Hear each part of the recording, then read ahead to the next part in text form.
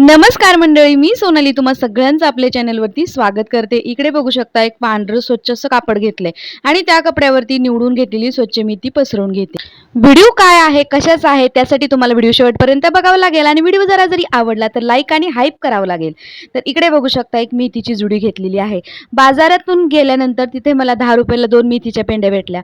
एका मेथीची तर मी भाजी बनवली. दुसरी मेथीची पेंडी उरल्यानंतर आता ही मेथीची भाजी काय करायची म्हणून काही सुचत नव्हतं. लगेच एक आयडिया डोक्यात आली. आता हीच भाजी वर्षभरासाठी स्टोअर करून कशी ठेवायची तेच मी तुमच्यासोबत शेअर करते. आता बाजारातून आणलेली मेथी आहे, हिला व्यवस्थित असं निवडून घ्यायचं आहे. आता निवडायचं कसं, भाजी अशी व्यवस्थित अशी सोडून घ्यायची आणि मेथीची भाजीचे फक्त पानं पानं घ्यायची आहेत. आपण इथं भाजी बनवणार नाही.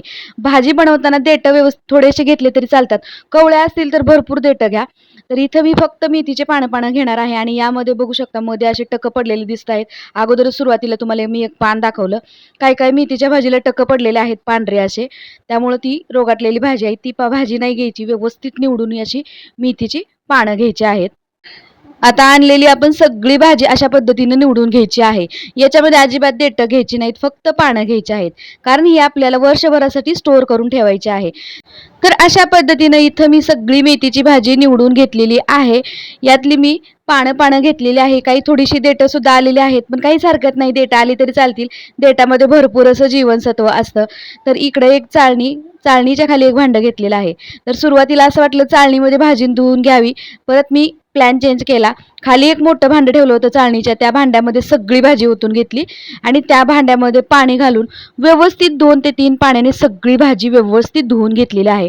ज्या पद्धतीनं भाजी करताना आपण व्यवस्थित भाजी धुवून घेतो ना, त्याच पद्धतीने ते सगळी भाजी आपण व्यवस्थित धुवून घ्यायची आहे.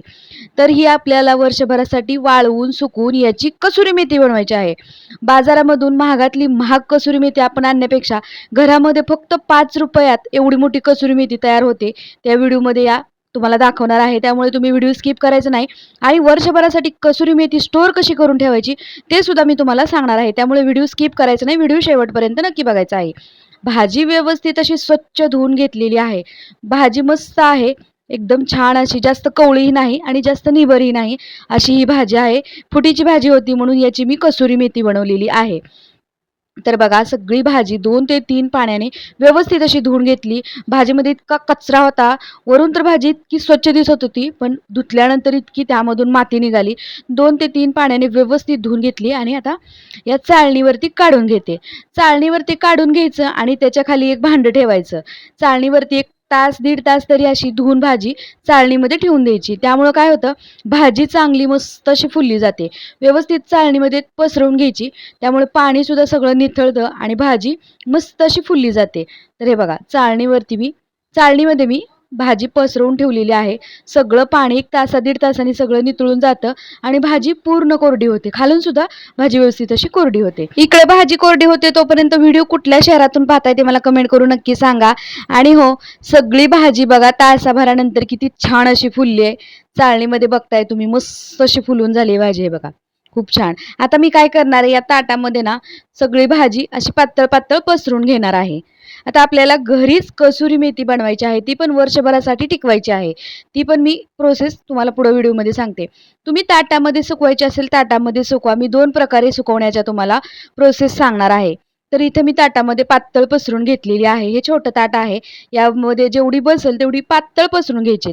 पानं पानं सगळी व्यवस्थित अशी पातळ पसरून घ्यायची. म्हणजे काय होतं, आपण भाजी धुतलेली असते आणि थोडीशी जरी भाजी ओलसर राहिली असेल ताटाला चिटकून बसते आणि ती भाजी खराब होते. त्यामुळे काय करायचं, भाजी व्यवस्थित अशी ताटामध्ये पातळ अशी पसरून घ्यायची किंवा एखादा कॉटनचा कपडा टाकायचा, कपड्यावरती व्यवस्थित अशी हे बघा भाजी पातळ अशी पसरून घ्यायची. तर धुवून घेतलेली भाजी आपण व्यवस्थित अशी पसरवून घ्यायची आहे. बघू शकता मी कॉटनच्या कपड्यावरती सगळे धुवून घेतलेली भाजी व्यवस्थित पसरवून घेणार आहे. आता ही कपड्यावरती पसरवून घेतलेली जी भाजी आहे ती सावलीमध्ये 2 ते 3 दिवस तिला वाळवून घ्यायची आहे, सुकवून घ्यायची आहे. कडकडीत वाळते, उन्हाळ्यामध्ये 3 दिवसामध्ये वाळते. थोडंसं ऊन कमी असेल तर 4 दिवस लागतात तिला वाळण्यासाठी. पण ही सगळी भाजी आपण सावलीमध्येच फॅनच्या हवेखाली सुकवून घ्यायची आहे, वाळवून घ्यायची आहे. तर सगळी भाजी व्यवस्थित पसरून झालेली आहे. आपण घरच्या घरीच बाजारामध्ये महाग मिळणारी जी कसुरी मेथी आहे ती कशी बनवायची ते पाहतोय. त्यामुळे तुम्हाला व्हिडिओ जरी आवडला असेल तर व्हिडिओला लाईक जरूर करा आणि हो, चॅनेलवर नवीन असाल तर चॅनेलला सबस्क्राईब करा आणि हो हाईपचं नवीन फीचर आलेलं आहे. हाईप सुद्धा करायला अजिबात विसरू नका. सगळी भाजी मी व्यवस्थित अशी पसरवून घेतली. ताटामधली सुद्धा भाजी मी यामध्येच घातलेली आहे आणि सगळी भाजी 2 ते 3 दिवस व्यवस्थित असं पसरवून घेणार आहे. तर हे बघा झाली की नाही 5 मध्ये भरपूर अशी घरामध्ये तयार होती कसुरी मेथी. तर बघू शकता इथं सगळी मी मेथीची भाजी वाळवून घेतलेली आहे, सुकवून घेतलेली आहे घरामध्ये. मस्त असा खमंग वास सुटलेला आहे. तर ही सगळी भाजी मेथीची सुकलेली आहे बघू शकता. मस्त अशी कसुरी मेथी तयार झालेली आहे. एक बाजारातून महागडी कसुरी मेथी आणण्यापेक्षा घरामध्ये फक्त 5 मध्ये ढीगभर कसुरी मेथी आपण इथं बनवलेली आहे. साधारण 6 ते 7 महिने तरी एवढी कसुरी मेथी आपल्याला जाते. याचं प्रमाण कमीच वापरायचं असतं. जास्त करून ही कसुरी मेथी थोडीशी कडसर असते.